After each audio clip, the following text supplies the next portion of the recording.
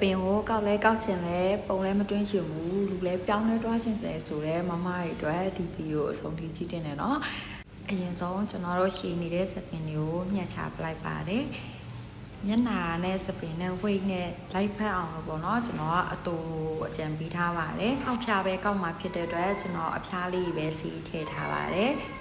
ပြာနဲ့စပြီးတော့လိပ်ပါတယ်လိပ်တန်း site ကတော့ကျွန်တော်အောက်ဆုံးမှာဂုတ်မှာစပင်ကအတူဖြစ်တဲ့အတွက်ကျွန်တော်က16 site ကိုလိပ်ထားပြီးတော့အပေါ်ကို19 site နဲ့22နဲ့ရောပြီးတော့လိပ်ထားပါတယ်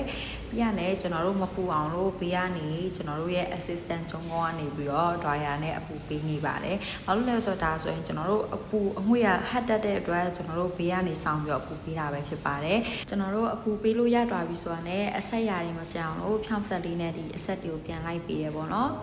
ကဲဒါကတော့အရေးဆုံးမှာထွက်လာတဲ့ကောက်တာပဲဖြစ်ပါတယ်သူကအိမ်မှာဆိုလဲဒီတိုင်းပဲလေလေးမှုတ်လိုက်ဆိုရင်ကိုရပြီပေါ့နော်လက်လိမ်လေးဆရာမလို့ပဲနဲ့လေကိုဒီတိုင်းဖွားမှုတ်လိုက်တာနဲ့ဒီလိုအောက်ဖြာအကောက်ပုံစံမျိုးလေးကိုရမှာပဲဖြစ်ပါတယ်